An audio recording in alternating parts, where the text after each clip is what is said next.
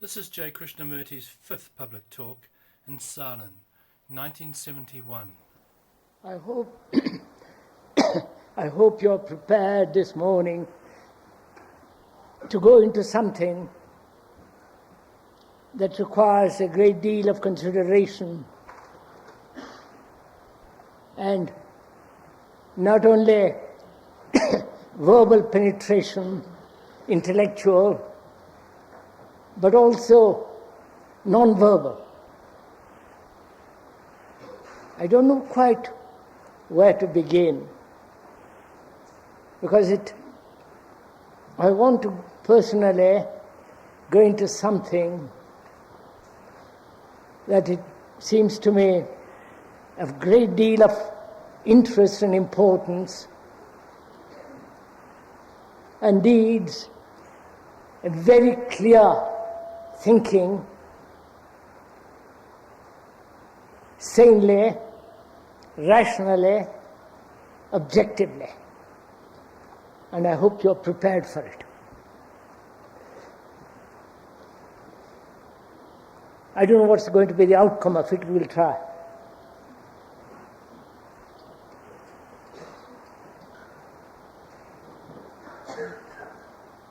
Most of us feel that the world is so chaotic. If you allowed a madman to organize the world, he couldn't do better than what it is now. And many feel that there must be environmental change, political, economic, polluting the air,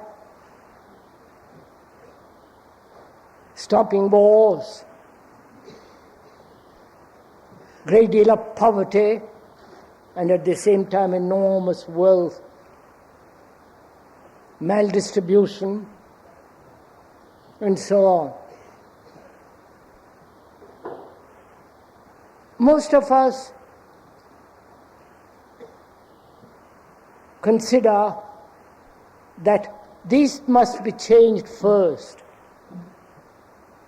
Change the environmental, peripheral transformation, and then man will be capable of dealing with himself much more reasonably, wisely. But I think the problem is much more deep, much more complex than merely the change in the outward circumstances. I think most mature and educated minds, I mean by that word educated, not in the ordinary sense of the word, but a mind that has observed the events in the world, the permissive action of the young people, and the desperate hypocrisy of the older generation. Any so-called educated and mature mind is aware that the problem is much more profound, more complex, needs altogether a different approach to that which you are accustomed.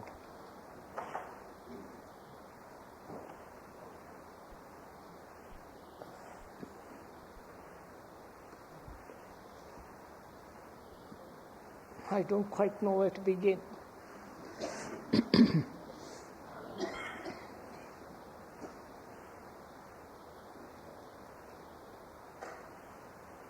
I think that's a fact. And one observes also that all this human endeavor, outwardly as well as inwardly, going to the moon, and the transformation of oneself, one's mind and one's heart.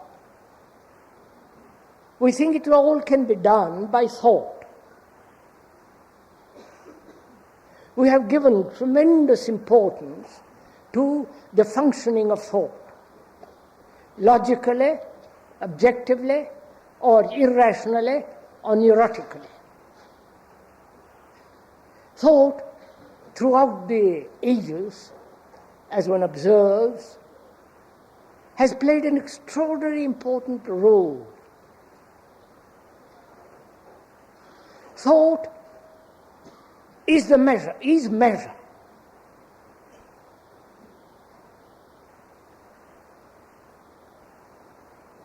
And this measurement, by thought, to bring about order and change, is very limited and apparently has not succeeded.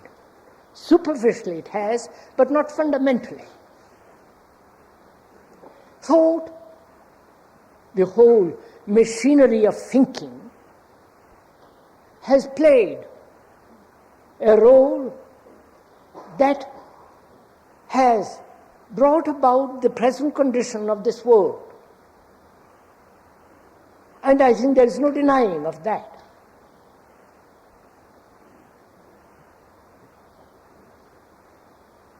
And we think thought can change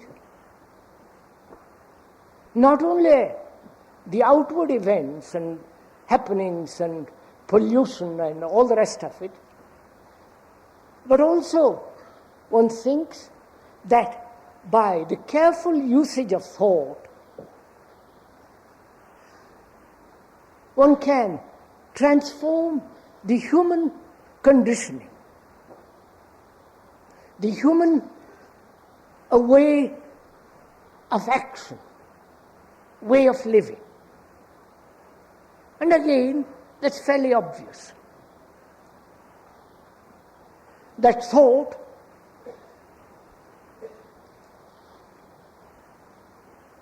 is necessary in bringing about order in the world.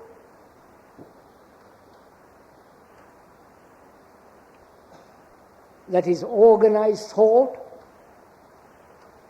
carefully worked out, objectively, healthily, we think can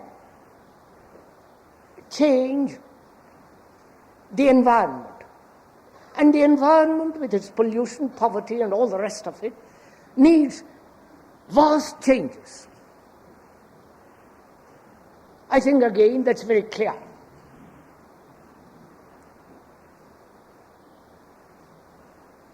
And the whole technological world in which we live is based on thought with its measurement.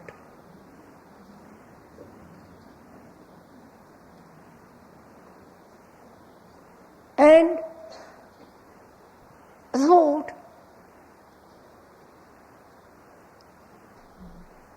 can only function when there is space.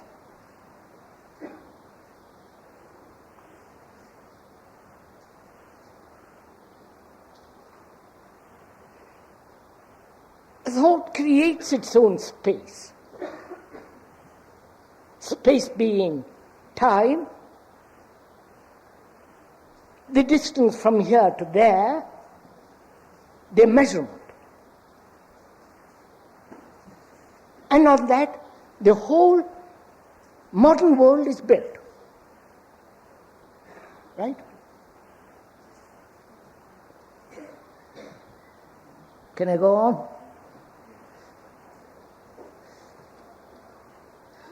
And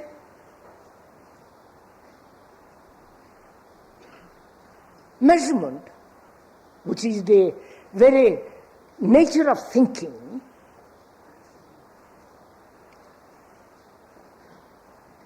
with its space, is obviously very, very limited. Because thought is conditioned.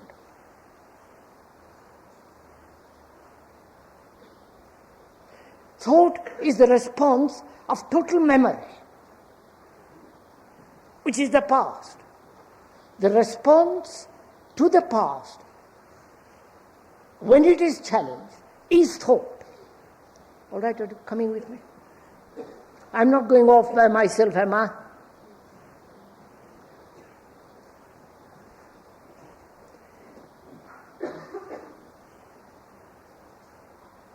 And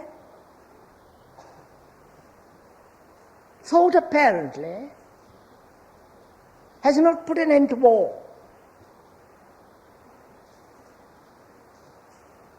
On the contrary, thought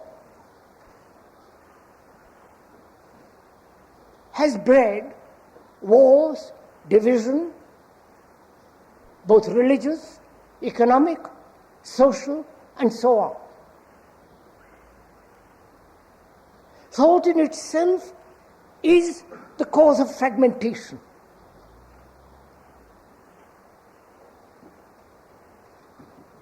And what is the function of thought?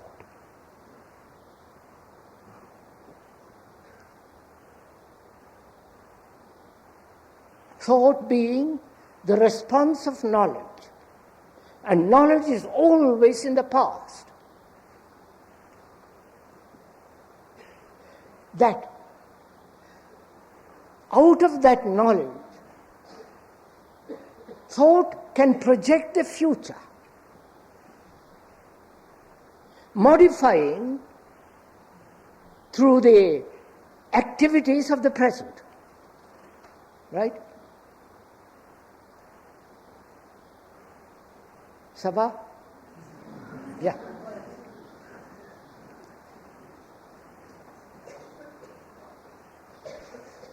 And thought can project, because of its knowledge, a future of what the world should be. But apparently, what the world should be never takes place. Every philosopher, so-called religious teachers have projected a world in the future based upon our knowledge of the past and projecting something out of the past which will be the opposite or modified response of the past. And so, thought has never brought man together. Again, that's a fact.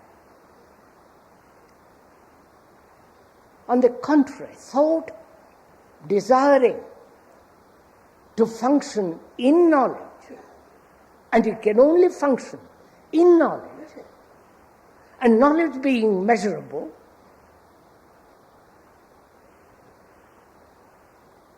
thought can never make man, can never bring about true relationship between man and man. Right? So I'm asking myself, what is the function of knowledge, which is the known, which is the past? What is the function of the response to that past, which is thought, in daily life? Right?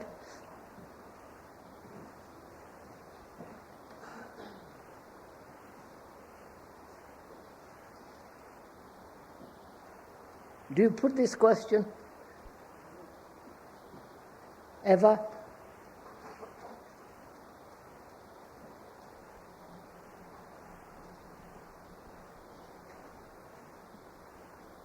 One lives by thought.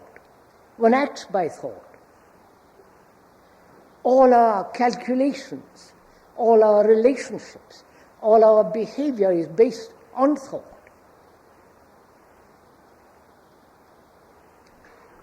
which is knowledge.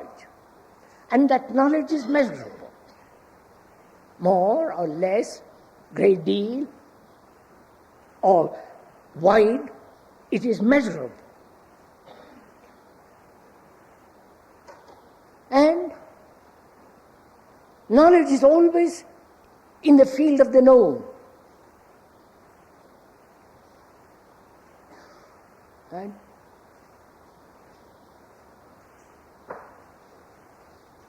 And can you and I realize the importance of knowledge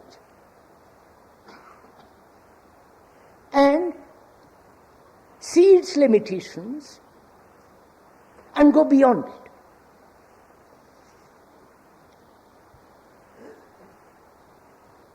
That's my problem. You understand? That's what I want to find out. Because I see, if we're always functioning in the field of knowledge, we'll always be prisoners. Very limited, with certain expansive or narrow borders, which are always measurable. And therefore, always the mind will be held within the frontiers of knowledge. Right?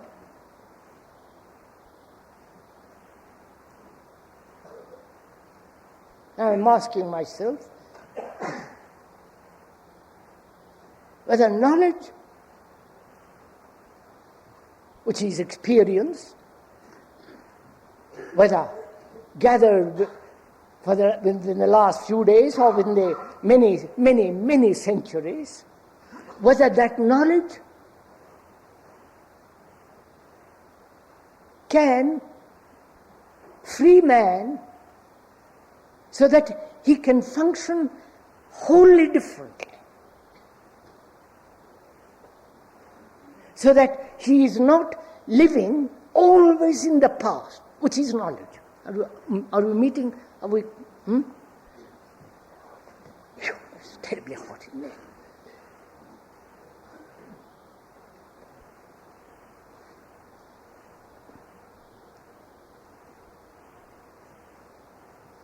You know, this question has been put quite differently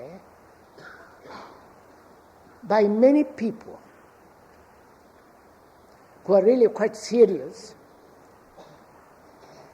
especially in the religious world, where a man is always time-bound, which is knowledge.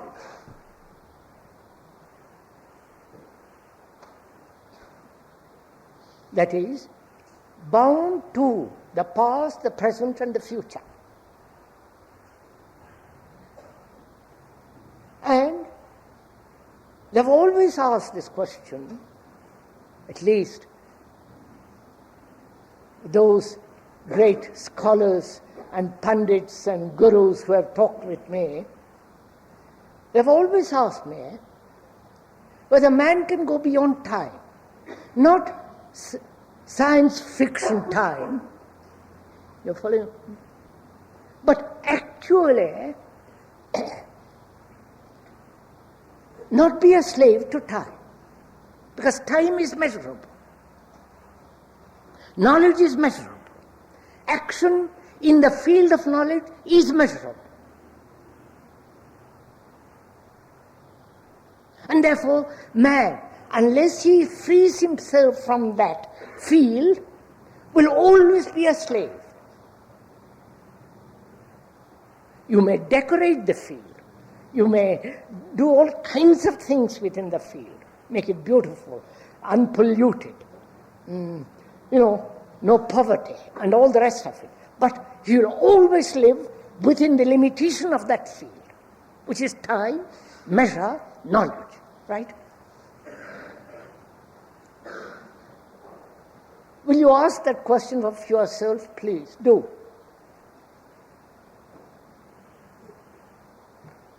That is man always bound to the past with its knowledge, experience, and action. If he is, he can never possibly be free. Right? He'll always be conditioned. And out of that conditioning, he may project an idea of freedom. A heaven in which he will be sitting on the right hand of God. Or on the left hand, it depends on what kind of religious beliefs you have. And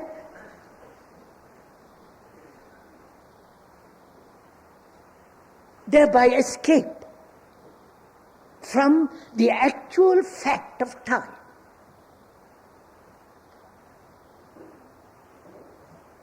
By projecting an idea, a belief, a concept, he can escape into an illusion which may be timeless, but which is still an illusion. Right?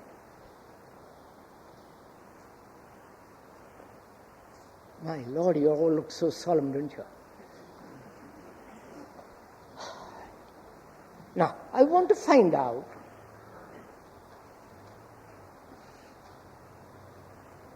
whether man can function at all in this world being free of time.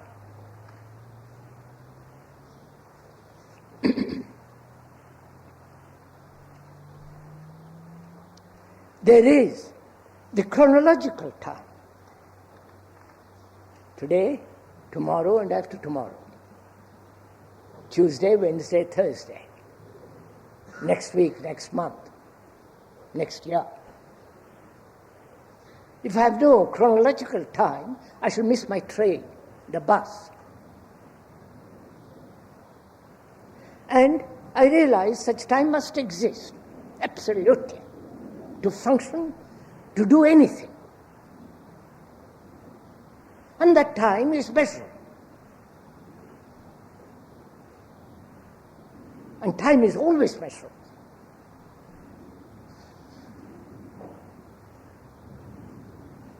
And the action of time, which is knowledge, is necessary. Otherwise, I couldn't speak English. I wouldn't be able to find out where I live, or take the train, go to the office, work in a factory, and so on. Knowledge, as time and action, is necessary. And if that is the only thing I live and function and move, I am entirely bound. I am a slave. And my mind observes, looks, asks, and wants to find out if it can ever be free from this chain of time. You are right?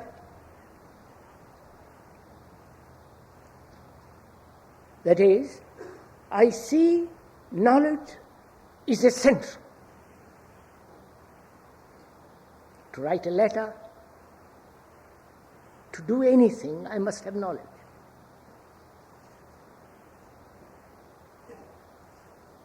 And I also see that knowledge, being measurable, is always limited.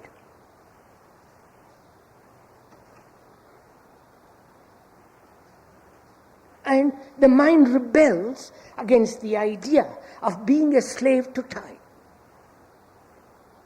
Time being tradition, the older generation, the younger generation, the gap between the old and the young, the whole of that is time.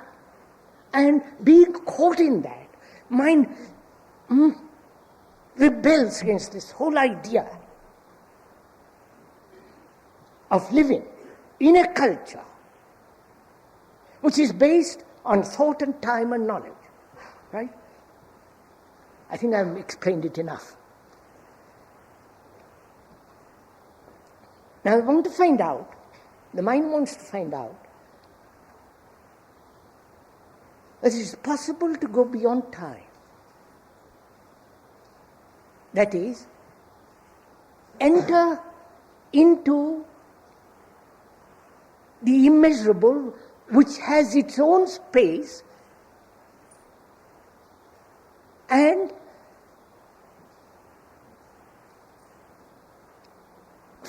live in that world and function with knowledge. Live in a world which is completely immeasurable,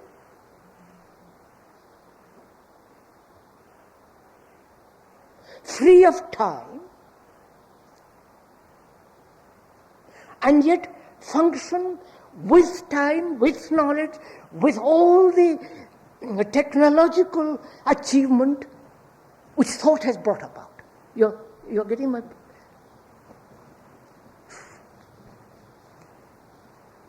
Bene?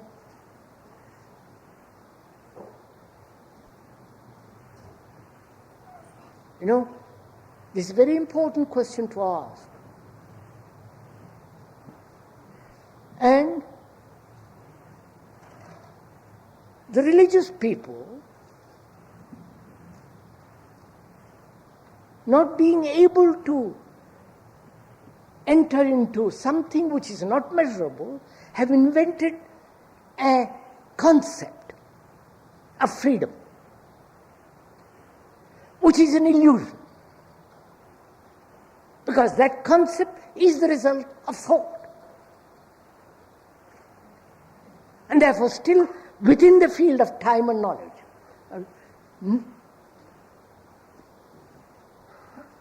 Now can this mind inquire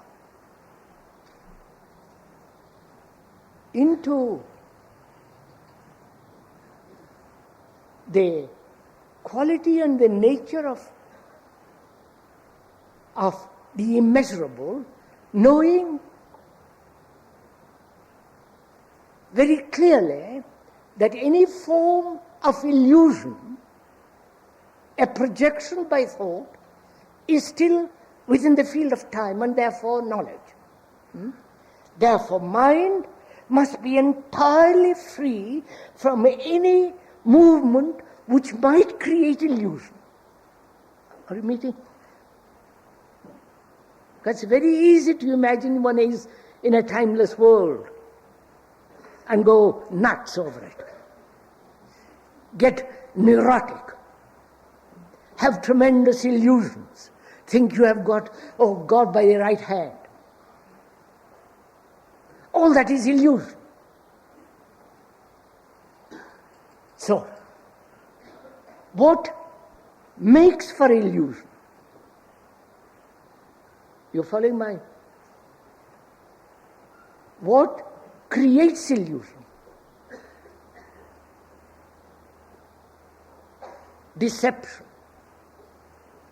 A neurotic, fragmentary, schizophrenic mind. Right? What creates such a illusion? What is the factor of illusion? Are we following each other? May I go on? I know. You want me to go on, or you just listen? Please, don't do that. It's no fun. Because unless you do this, actually do it. That is, know for yourself very well the limitation, the slavery to knowledge. And knowing that is absolutely essential. Otherwise you can't do a thing. And also,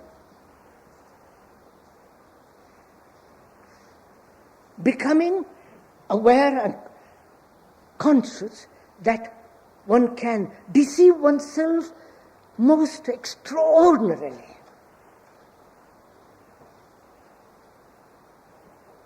imagine that you have extraordinary visions, all that stupid stuff.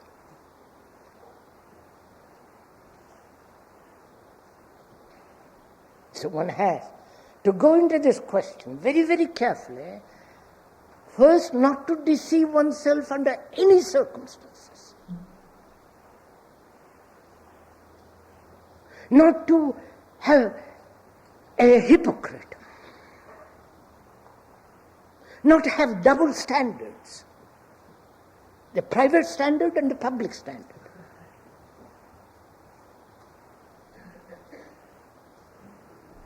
Saying one thing, doing something else. Thinking something and talking about something else.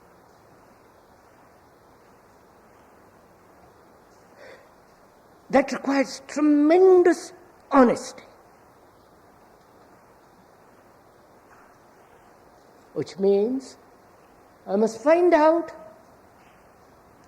what is the factor that brings about in the mind the deception, the hypocrisy, the double talk, the illusion, the various neurotic distortions.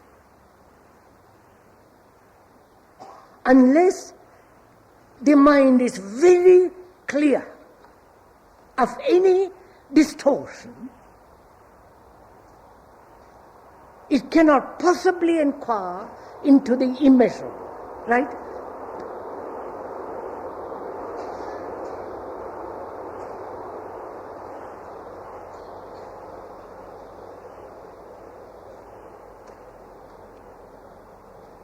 So what do you think brings illusions?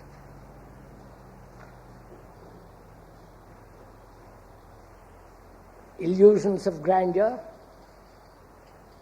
illusions of great sense of that you have achieved reality, that you have gathered in your fist all enlightenment.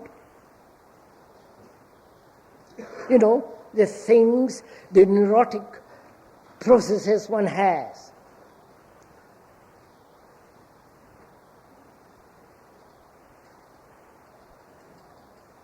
What is the cause? Without analysis, to see for oneself very clearly where distortion takes place. Distortion is hypocrisy. Distortion is imagination where imagination shouldn't enter at all. It may be all right imagination when you're painting a picture, writing a poem, writing a book, a novel, a detective story. But if you use imagination and say, that exists, then you're caught. Right? So I must find out the factor of illusion, distortion. Not only find out, but be completely free of it.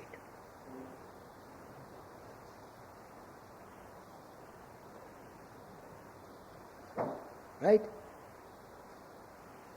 Have you put this question to yourself? No double standards, personal life and public life, double talk, believe in one thing and do something else, be a Christian and with all the ideals and mythology of Jesus and all that, and at the same time, be violent, cruel, bestial, and all the rest of it. Talk about brotherhood and be devoted to nationalism, to division. So all these are the factors. All these are the indications of distortion. And I want to find out if the mind can be completely be free of any distorting factor, right? Now what distorts the mind?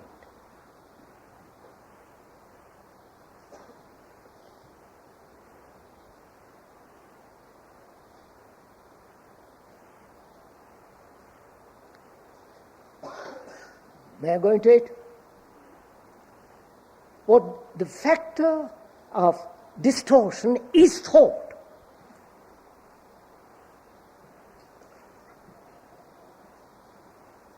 That is, thought cultivates fear. As thought cultivates pleasure. Thought says, I must enter into that field, into that timeless state because it promises freedom, and perhaps there is something more to it. It wants to achieve. It wants to gain. Because there is, perhaps you'll have greater experience there. Right? So thought, which is knowledge, when it functions rationally, objectively, sanely, is not distorting factor. Right? To go to the moon. If you are neurotic, you can't go to the moon. If you are a neurotic technician in technology, you can't put the thing together.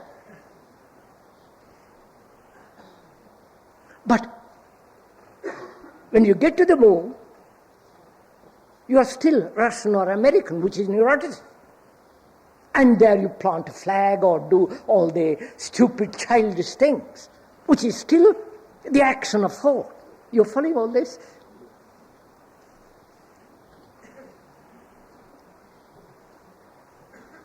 So, the major factor, please listen to this, factor of distortion is fear and the demand for pleasure through gratification. Right? So the mind must be completely be free of fear. Can it? Don't say yes or no. You know nothing. Let's investigate. Please see the importance of this. The factor of distortion is fear. The factor of distortion is the demand for pleasure, gratification, enjoyment. The demand, not the pleasure itself, but the demand for pleasure. You're following? On which all our moral, religious structure is based.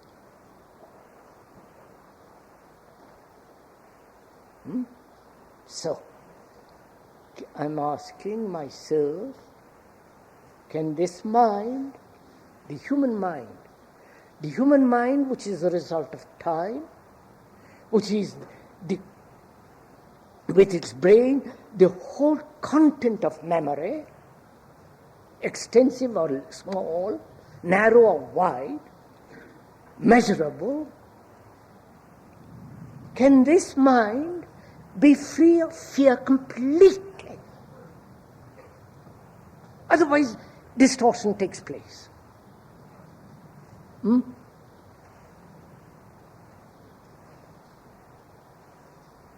Now, there is physical fear. Fear of snakes, darkness, wild animals, not only in the jungle but in civilization. Fear of the unknown, fear of losing what one has, fear of death, fear of not being loved, fear of not achieving, not fulfilling, not becoming, fear of loneliness, fear of having no relation. You follow? Fear. The very, very small fears, physical fears, and the more and more and more complex fears without psychological, beginning with the physical and gradually entering into more complex fears. Can the mind be free of all fears? Not only at the conscious level, but at the deep level, right?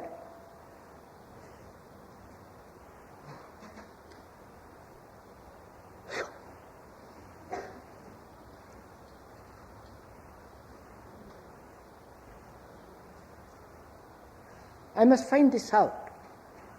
The mind must be completely merciless to find this out. Otherwise, I enter into a world of illusion, distortion.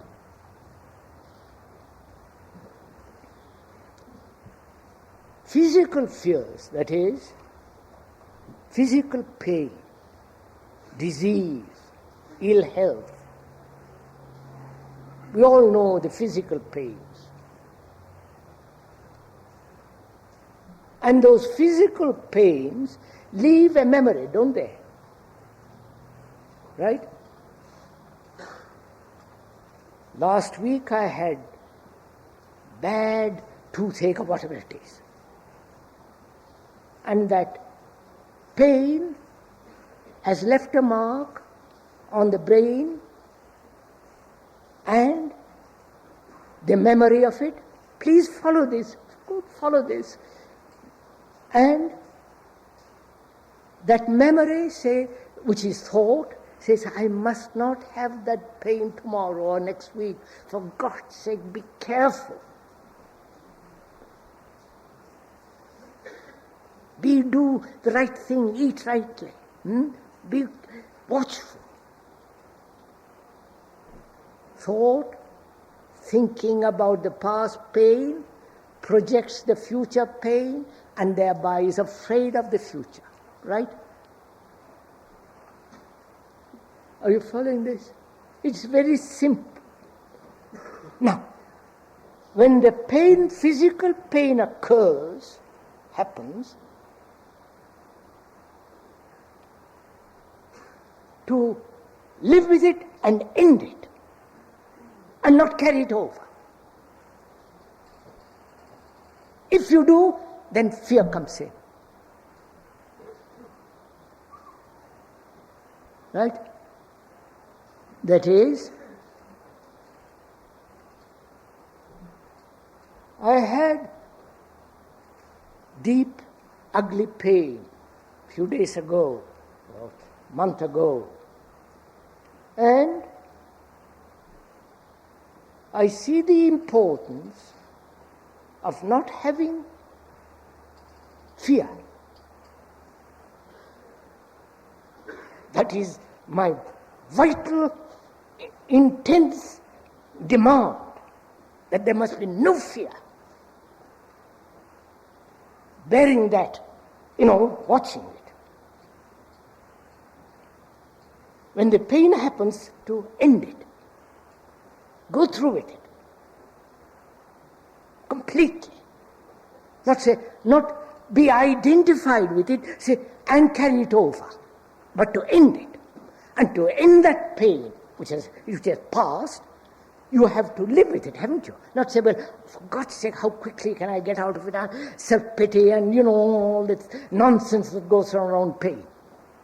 Can you do all this? No. Can you, when you have pain, live with it, not complaining, do whatever is necessary to end the pain, and when it's gone, it's finished. Not carry it over. Thought carries it over, not the pain. Pain is over, but the thought, which is the response of memory, that memory is been established when you have pain and say you mustn't?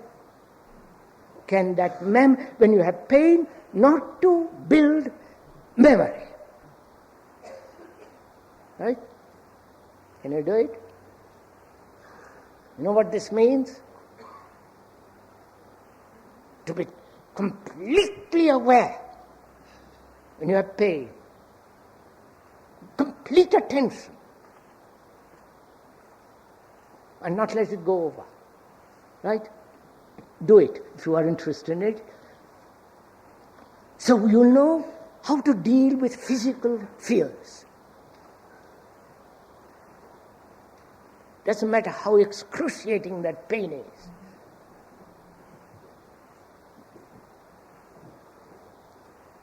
Then there are all these psychological fears, which are much more complex. Again, the complexity is brought about through thought.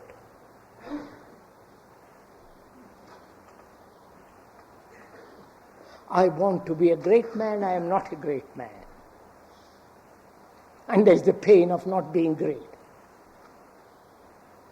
I feel terribly inferior because I have compared myself with somebody whom I think is superior, and I feel I am inferior, and therefore I suffer from that, which is all the measurement of thought.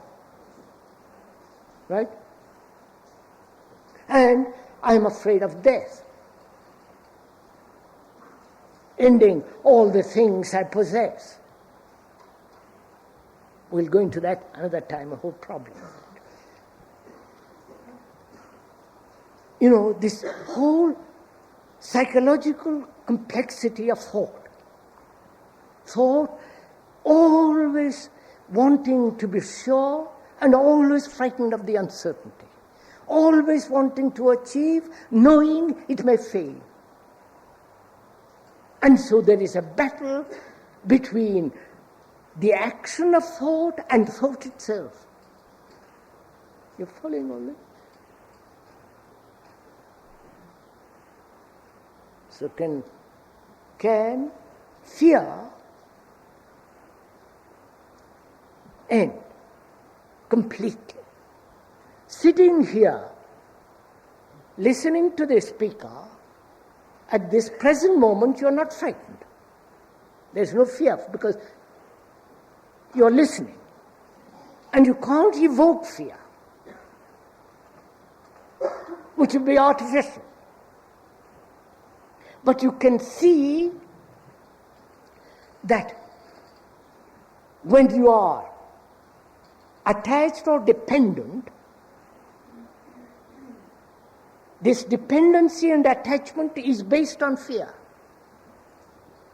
So you can realize your attachments, obviously, your dependencies, psychologically, depending on your wife, husband, book, whatever it is. And if you observe that attachment closely, watch it,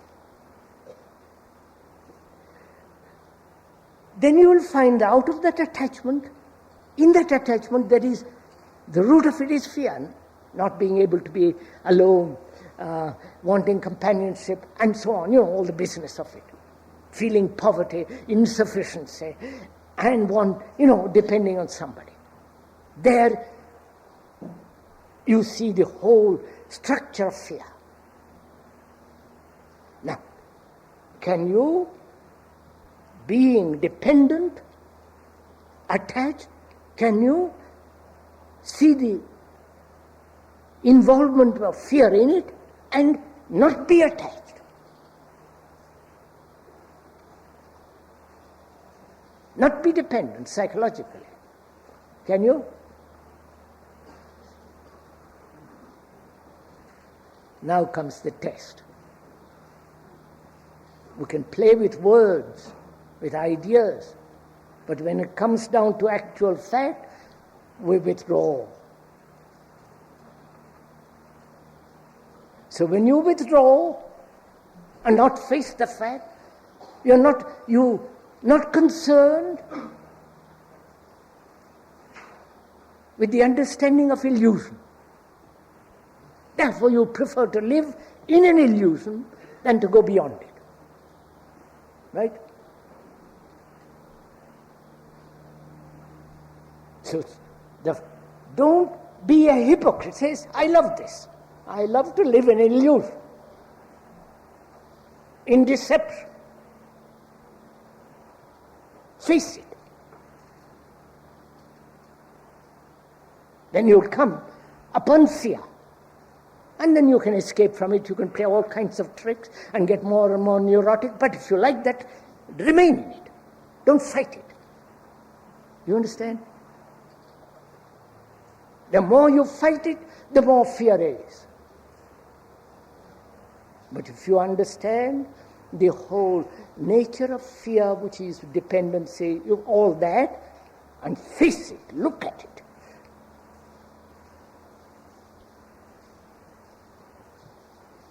Then as you observe,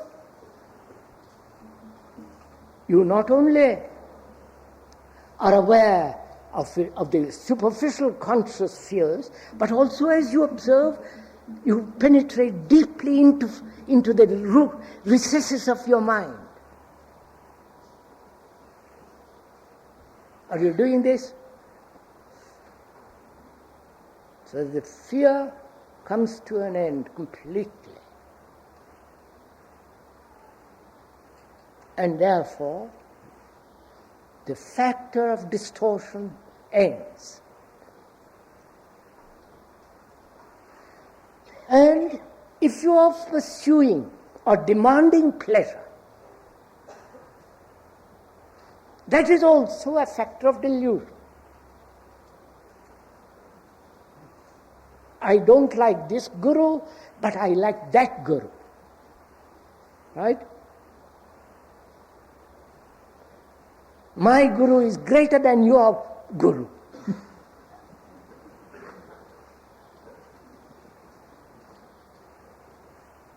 I will go to the remote corners of the world and India, Japan, whatever it is, and find truth. Truth is around the corner here, not in there.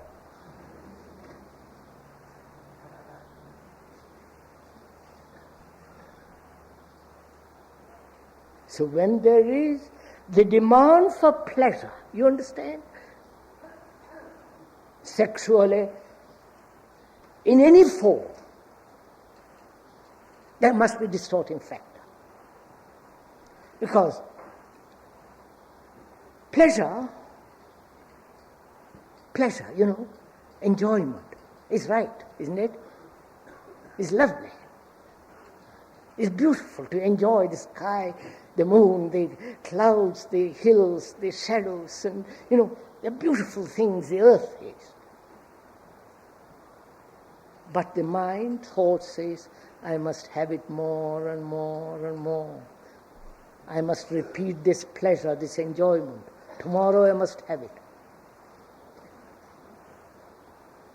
And on this is based all the habits of drugs, drink, the whole of that. Which is again the activity of thought. Seeing the mountain of an evening light, the snow peaks and the shadows and the dark valley, and enjoying it tremendously, the beauty, the loveliness of it, the soft light. Then thought says, I must have that again tomorrow. It was so beautiful.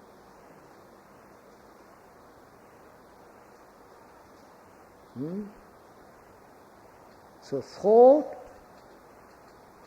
demanding pleasure, pursues that experience of that sunset on those hills and sustains the memory. And when next time you see the sunset, that memory is strengthened.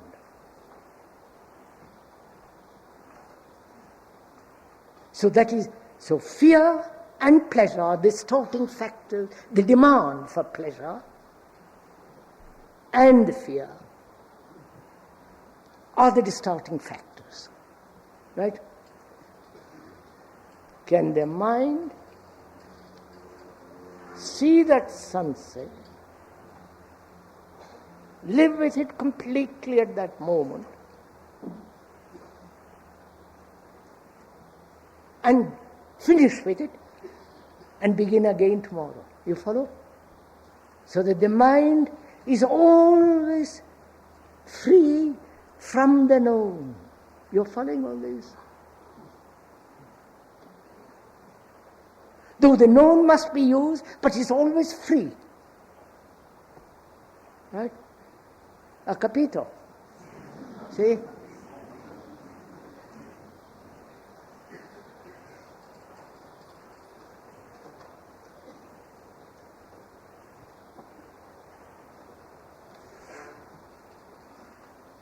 So there is a freedom which is not measurable.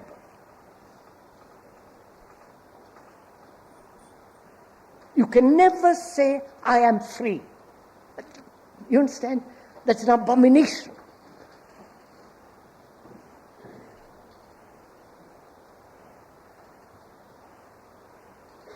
All that you can inquire into is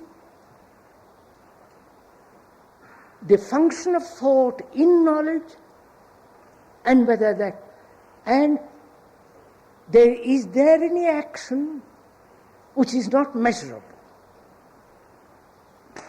which is not in the field of the known. You're constantly learning. A mind that is constantly learning has no fear. And therefore perhaps such a mind I won't use this word, such a mind can then inquire into the immeasurable. Right, sir. What time is it?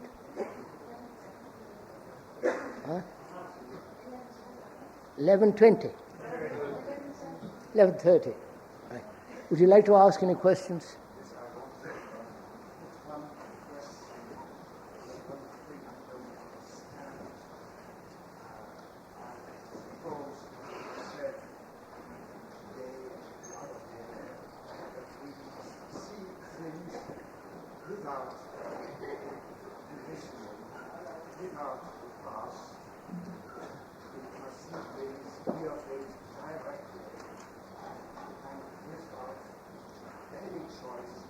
Yes, sir.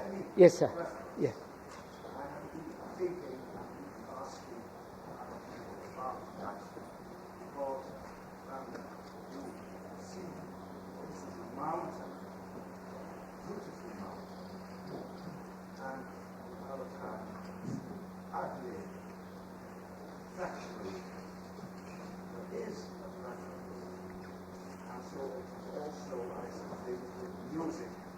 Yes, sir. I understood the question. May I go into it, sir?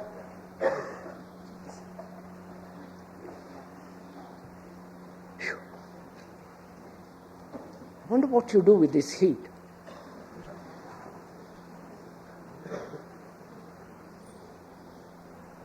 The question is, can one observe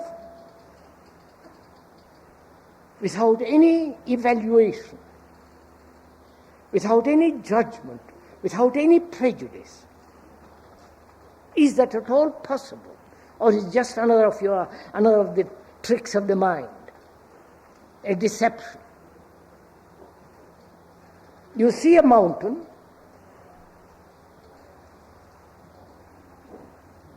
and you recognize it as a mountain, not as an elephant. You see it, but just wait, sir. You see it, but you recognize it as a mountain. But you don't say that is an elephant. It is a mountain. Now, wait a minute. You see it, you recognize it, and the recognition, please follow this, is only possible when there has been memory established as the mountain. Of course, otherwise you can't see it.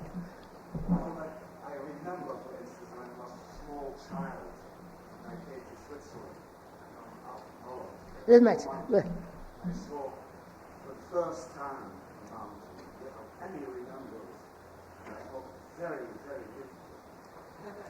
Yes, sir. That's you. When you see it for the first time, you don't say it's a mountain. Somebody has told you it's a mountain. And the next time you see it, you recognize it as the mountain.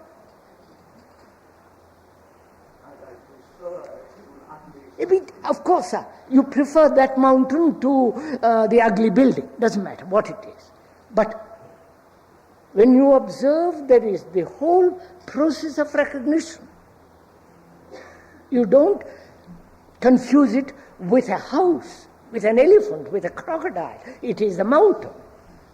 Now, then the difficult problem comes in to observe non-verbally.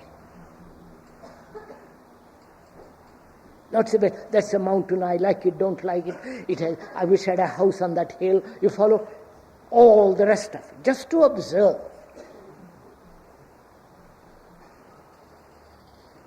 There, it's very easy, isn't it? Because mountains don't affect your life. But your husband, your wife, your politician, your priest, your neighbor, your man, girl, that affects you. Therefore, you cannot look at your friend or girl or boy without evaluation, without the image. That's where the problem arises, right? Can you look at the mountain and at your wife, husband, girl, whatever it is, without a single image? See what happens. If you can look without an image, then you are looking for the first time. Don't you? Then you are looking at the earth, the stars, the mountains, the ugly politicians and all the rest of it for the first time. And that means your eyes are clear, not burdened with the memories of the past. That's all. Can you look at that tree without an image of that tree? You understand? Go into it, work at it. You will find out the enormous beauty that is in this. But if you look at the factory, just like as you look at the mountain, without being aware of what the factory does, its environment, you cannot act according. Oh, yes, you do. When you look at a factory with that way, can you do anything at all? On the contrary, it is polluting the air, all that belching of that smoke. You want to do something. No, sir, don't confuse. Keep it simple. Do it, and you will see what action comes out of it.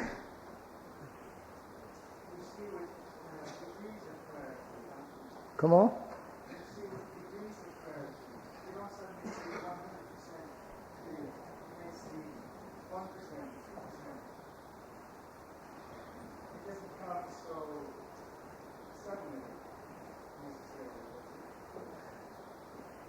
Is perception, I'm translating it, sir, is perception seeing something totally, is it gradual or instantaneous? Isn't that it? Is that your question, sir? You understand the question? Can I observe myself totally? All of myself. All the reactions, the fears, the enjoyments, the pursuit of pleasure, all that. At a glance, or have I to do it little by little? Right? What do you think? If I do it little by little, one day look at myself, part of myself, next day another part of myself, and you follow? Little by little, is that possible at all? What happens? Today I look at myself, a fragment of myself. And when I pick up another fragment of myself tomorrow, what is the relationship with the first fragment to the second fragment?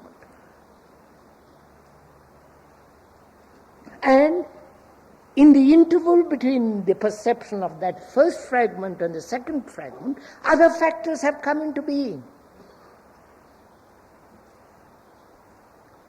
And so this fragmentary examination and approach and observation leads to a great deal of complexity, and it has no value.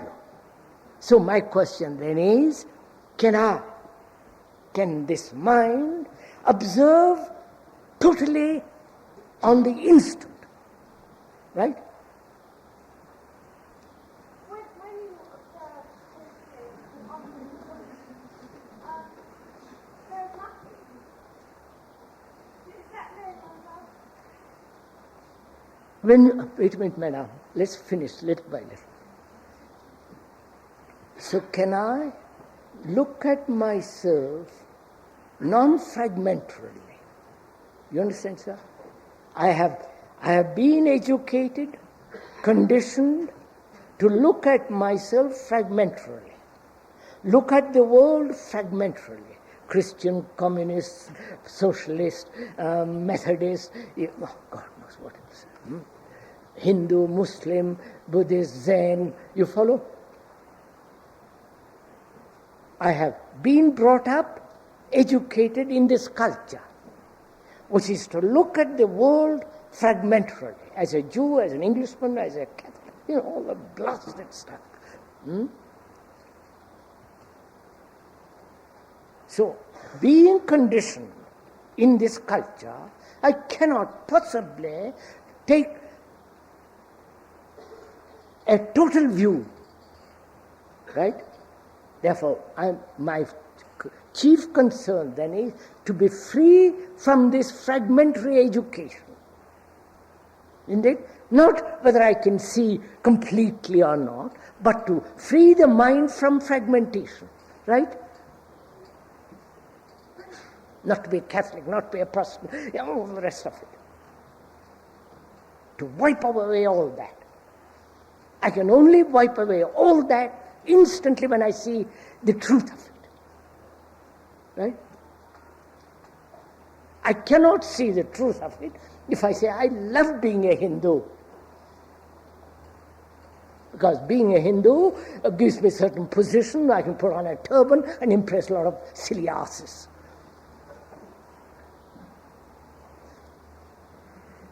Oh, and I take pleasure in the past, because traditionally we're supposed to be one of the old ancient races, and that gives me great delight.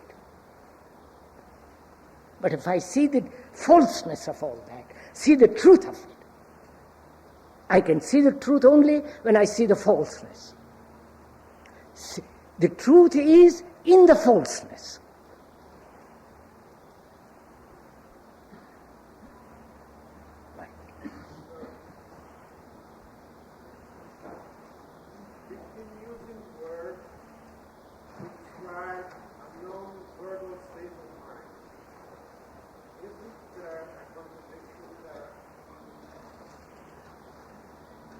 What is the question? We've been using words to describe a non-verbal state of mind. Isn't there a contradiction there?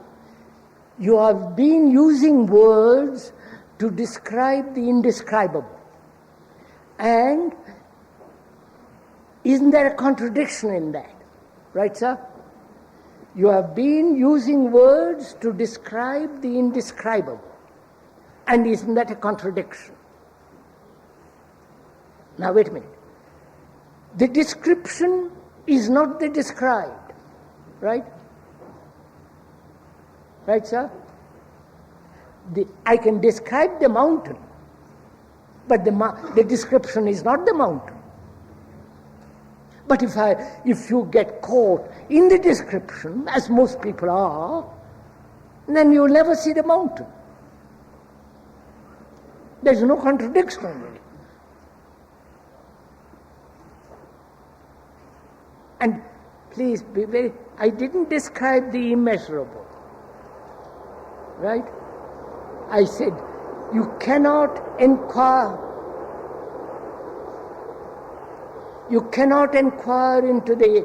into that factor, whatever that is, if it is, if the mind doesn't understand the whole business of thought.